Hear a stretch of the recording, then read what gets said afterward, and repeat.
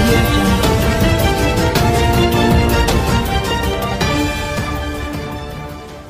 కన్నడ ప్రజలు ఎవరికి సంపూర్ణమైన మెజారిటీ ఇవ్వకుండా హంగ్ అసెంబ్లీ పరిస్థితి అక్కడి ఓటర్లు తీర్పిచ్చిండ్రు. అయితే ఈ హంగ్ అసెంబ్లీ ఏర్పడ్డ సందర్భంగా ప్రతిసారి కొన్ని అంశాలు చర్చకు రావడం జరుగుతుంది.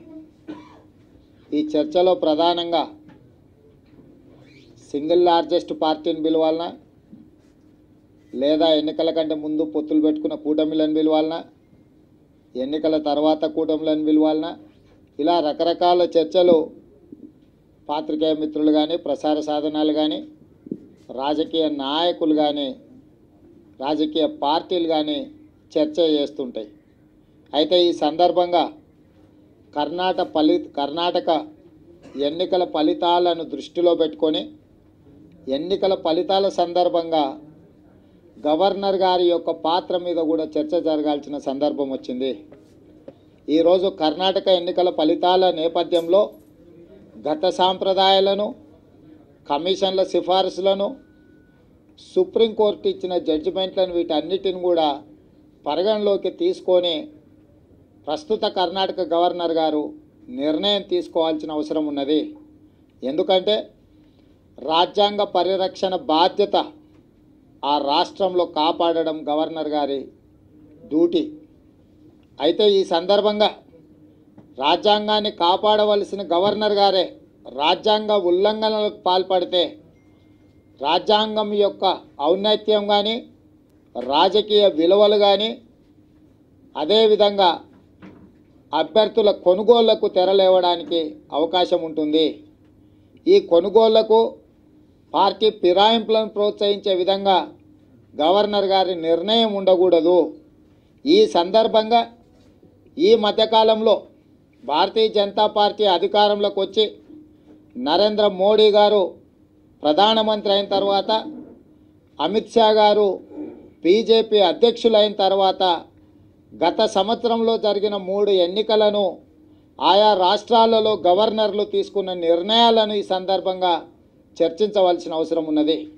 అందులో ప్రధానంగా గోవా, మేఘాలయ, మణిపూర్ ఈ 3 రాష్ట్రాలలో ఎన్నికలు జరిగితే అక్కడ కూడా హంగ్ అసెంబ్లీలు ఏర్పడడం జరిగింది.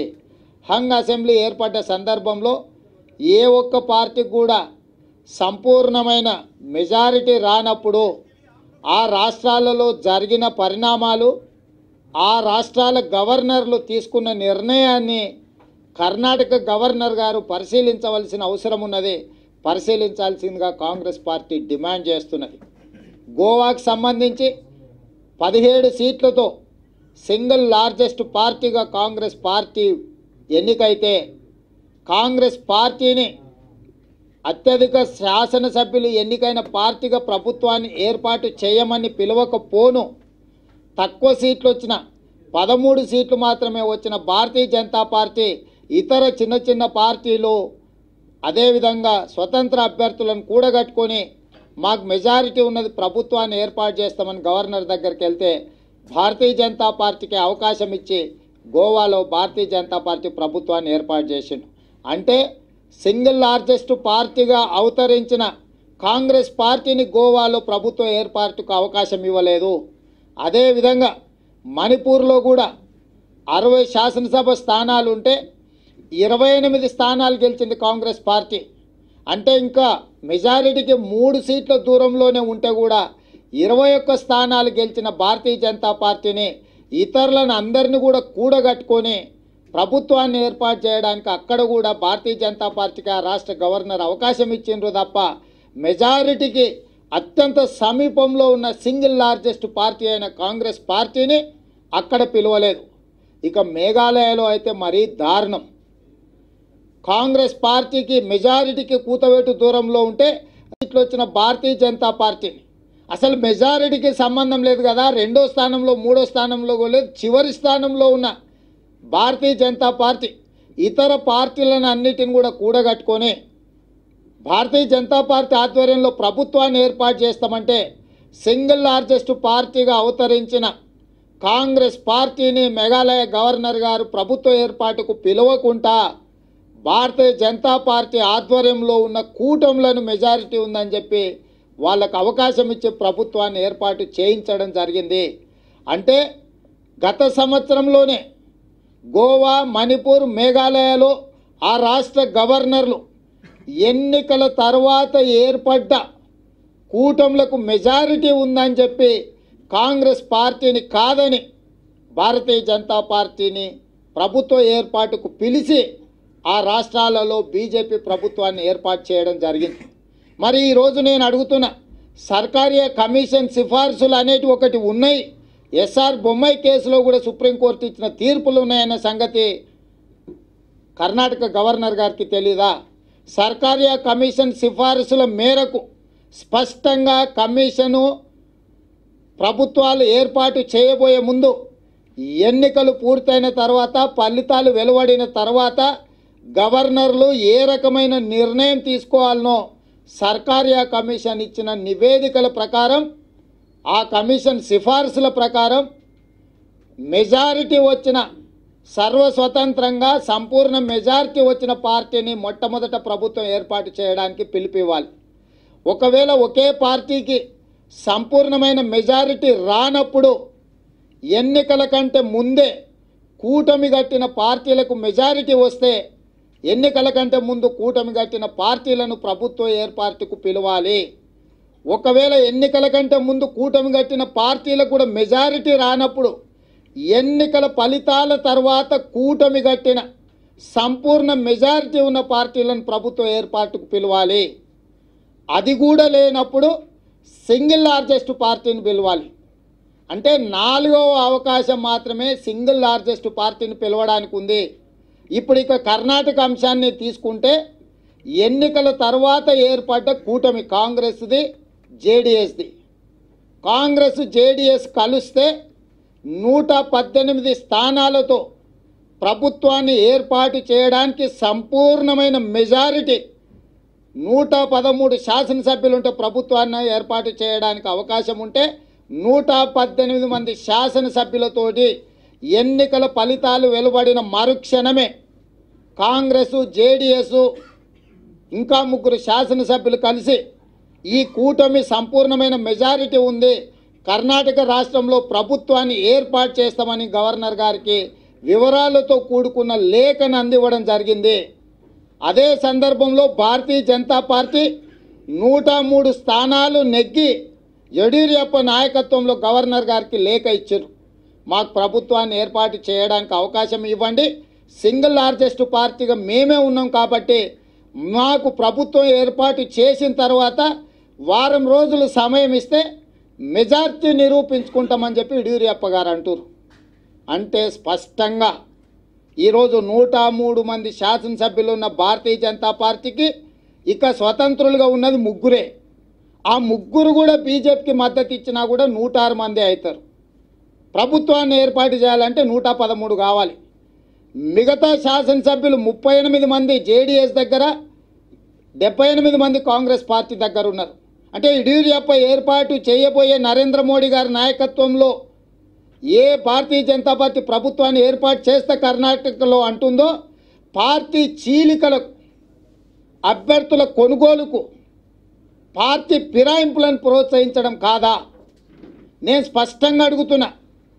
సాంప్రదాయాలకు, విలువలకు, నైతికతకు కట్టుబడి ఉంటాము. మా పార్టీ అంటేనే నైతిక విలువలని చెప్పుకునే బీజేపీ నాయకులను సూటిగా అడుగుతున్నా నేను, ఏ నైతికత మీది? జేడీఎస్, కాంగ్రెస్ పార్టీ 2 కలిస్తేనే 115 మంది అవుతున్నారు. మరి 113 అనే మ్యాజిక్ ఫిగర్ దాటి జేడీఎస్, కాంగ్రెస్ దగ్గర అభ్యర్థులు, ఎమ్మెల్యేలు ఉన్నప్పుడు మీ 103కి ఇంకా 3 స్వతంత్రులుగా గెలిచిన వాళ్ళు కలిసినా కూడా 106. అంటే మీ దగ్గర మ్యాజిక్ ఫిగర్ లేదు. మీరు నైతిక విలువలకు కట్టుబడి ఉన్నామని చెప్పుకునే జేడీఎస్ని చీల్చాలనుకుంటుందా, కాంగ్రెస్ పార్టీని చీల్చాలనుకుంటుందా? ఏ పార్టీ శాసనసభ్యులను మీరు కొనుగోలు చేయాలనుకుంటున్నారు?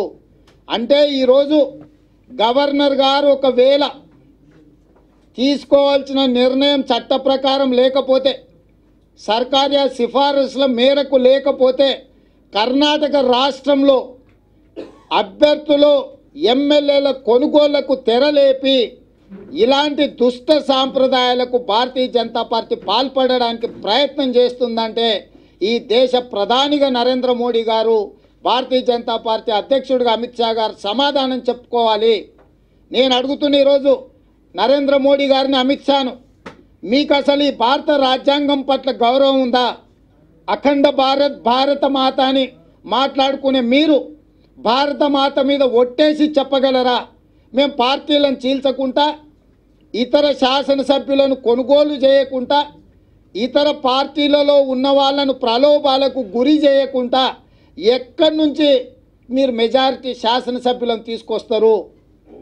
మాట్లాడితే భారత మాత అని, నైతిక విలువలని, సాంప్రదాయాలను కాపాడే వాళ్ళుగా, అఖండ భారత్ను రక్షించే సైనికులుగా ముద్రలేసుకునే మీరు అతి సామాన్యమైన నీచమైన పార్టీ ఫిరాయింపులకు పాల్పడడానికి ఎందుకు ప్రయత్నం చేస్తుండ్రు? అసలు మీకు అక్కడ వేరే పార్టీ లేదు. కాంగ్రెస్ జేడీఎస్ కలిస్తే 115 మంది శాసనసభ్యులు స్పష్టంగా సంపూర్ణమైన మెజారిటీతో ప్రభుత్వం ఏర్పాటు చేయడానికి శాసనసభ్యులు ఉన్నారు. ఆ లిస్టును ఆల్రెడీ గవర్నర్కి ఇచ్చిండ్రు. ఈ రెండు పార్టీలు కూడా ఎన్నికల ఫలితాలు వెలువడిన మరుక్షణమే మేము కూటమిగా ఏర్పడ్డాం, జేడీఎస్ కాంగ్రెస్ కూటమిలో ప్రభుత్వాన్ని ఏర్పాటు చేస్తామని గవర్నర్కు లేఖ ఇచ్చిండ్రు. ఇక ఎందుకు గవర్నర్ గారు మీనమేషాలు లెక్క పెడుతున్నారు? ఎందుకు అమిత్ షా గారు ఇంకా కర్ణాటకలో జరగవలసిన ప్రక్రియను కొనసాగించకుండా నరేంద్ర మోడీ గారు ప్రధానమంత్రిగా ఎందుకు అడ్డం పడుతున్నారని కాంగ్రెస్ పార్టీ అడుగుతుంది. ఇవాళ దేశ ప్రజలందరూ కూడా నైతిక విలువల గురించి మాట్లాడే బీజేపీ, ఆ బీజేపీ అధ్యక్షుడు, ప్రధానమంత్రి గారు ఇద్దరు కలిసి నైతిక విలువలను పాతాళానికి తొక్కే ప్రయత్నం చేస్తున్నారు. దేశ ప్రజలందరూ కూడా గమనించవలసిన అవసరం ఉన్నది. ఈరోజు కర్ణాటక గవర్నర్ గారిని డిమాండ్ చేస్తున్నాం. గతంలో గోవాలో, మణిపూర్లో, మేఘాలయలో ఆ గవర్నర్లు ఎన్నికల తర్వాత ఏర్పడ్డ మెజారిటీ శాసనసభ్యుల కూటమిని ప్రభుత్వం ఏర్పాటు చేయడానికి మొదటి అవకాశం ఇచ్చిండో, అత్యధిక మెజారిటీ శాసనసభ్యులున్న కాంగ్రెస్ పార్టీని ప్రభుత్వ ఏర్పాటుకు సంబంధించి గవర్నర్ గారు కనీసం సంప్రదించలేదు. మరి సాంప్రదాయాలు ఆ పక్కన అట్లా ఉంటే అక్కడనేమో మీకు అనుకూలమైన సాంప్రదాయం తీసుకున్నారు. ఇక్కడ కర్ణాటకకు వస్తేనో మెజారిటీ లేకపోయినా కూడా ఇంకా కాంగ్రెస్ జేడీఎస్ కూటమిని ప్రభుత్వ ఏర్పాటుకు పిలవకుండా మెజారిటీ లేని బీజేపీ వాళ్ళను పరోక్షంగా గవర్నర్ గారే ప్రోత్సహిస్తున్నట్టుగా ఉంది. ఇతర పార్టీల శాసనసభ్యులను కొనుగోలు చేయండి, పార్టీ ఫిరాయింపులను ప్రోత్సహించండి, రాజకీయ విలువలను, రాజ్యాంగాన్ని తుంగలో తొక్కండి అన్నట్టుగా ఉన్నది. కాబట్టే కాంగ్రెస్ పార్టీ డిమాండ్ చేస్తుంది, తక్షణమే కర్ణాటక గవర్నర్ గారు కాంగ్రెస్ జేడీఎస్ కూటమిని ప్రభుత్వం ఏర్పాటు చేయడానికి పిలుపు ఇవ్వాల్సిందిగా తెలంగాణ ప్రదేశ్ కాంగ్రెస్ పార్టీ డిమాండ్ చేస్తుంది. రాజకీయ విలువలను, సాంప్రదాయాలను, సర్కార్య కమిషన్ సిఫారసులను, సుప్రీంకోర్టు జడ్జిమెంట్లను అన్నింటిని కూడా గవర్నర్ గారు పరిశీలించాల్సిన అవసరం ఉన్నది. ఈ దేశంలో రాజ్యాంగాన్ని కాపాడాల్సిన బాధ్యత ఆ రాష్ట్రం యొక్క ప్రథమ పౌరుడిగా గవర్నర్ గారి మీద ఉన్నది. అందుకే మేము డిమాండ్ చేస్తున్నాం, తక్షణమే కాంగ్రెస్ జేడీఎస్ను ప్రభుత్వం ఏర్పాటు చేయడానికి ఈరోజు మీరు పిలవాల్సిందిగా కోరుతూ ఒక్క ఉదాహరణ చెప్పదలుచుకున్నా. గతంలో ఉండే భారతీయ జనతా పార్టీకి ఇప్పుడుండే భారతీయ జనతా పార్టీకి ఎలాంటి సంబంధం లేదు అని. వాజ్పేయి, అద్వానీ గారు ఉన్నప్పుడు పార్లమెంటులో ప్రభుత్వం విశ్వాస తీర్మానాన్ని ఎదుర్కొన్నప్పుడు ఒక్క ఓటుతోనే అధికారం కోల్పోయింది. వాజ్పేయి గారు ప్రధానమంత్రి పదవిని వదులుకున్నాడు. ఆనాడు వాజ్పేయి గారు కోరుకుంటే, అద్వానీ గారు కావాలనుకుంటే 10-20 మంది పార్లమెంటు సభ్యులను కూడా కొనుగోలు చేసే సత్తా ఉండి కేంద్ర ప్రభుత్వంలో ఉండి కూడా ప్రధానమంత్రి పదవిని వదులుకోవడానికి వాజ్పేయి గారు, అద్వానీ గారు సిద్ధపడ్డారు తప్ప పార్టీ ఫిరాయింపులను ప్రోత్సహించలేదు. ఆనాడున్న భారతీయ జనతా పార్టీ కట్టుబడ్డ నైతిక విలువలు అవి. ఈనాడు నరేంద్ర మోడీ, అమిత్ షా గారు భారతీయ జనతా పార్టీని చెరబట్టిన తర్వాత గుజరాత్లో జరిగిన ఒక్క రాజ్యసభ ఎన్నికల కోసం ఎన్ని ఫిరాయింపులను ప్రోత్సహించిండ్రు, ఎంతమంది ఎమ్మెల్యేలను కొనుగోలు చేసిండ్రు, అసలు ఎలాంటి దుష్ట సాంప్రదాయాలకు తెరలేపిండ్రు. గుజరాత్లో అహ్మద్ పటేల్ గారు రాజ్యసభకు పోటీ చేసినప్పుడు ప్రధానమంత్రి భారతీయ జనతా పార్టీ అధ్యక్షుడు ఇద్దరు కలిసి ఎంత అరాచకం చేసిండ్రో దేశ ప్రజలు గమనించవలసిన అవసరం ఉన్నది. అద్వానీ, వాజ్పేయి. వీడియో నచ్చిందా? అయితే ఓ లైక్ వేసుకోండి, లేదంటే ఓ కామెంట్ చేయండి. ఎప్పటికప్పుడు మా వీడియోస్ చూడాలంటే సబ్స్క్రైబ్ చేసుకోండి.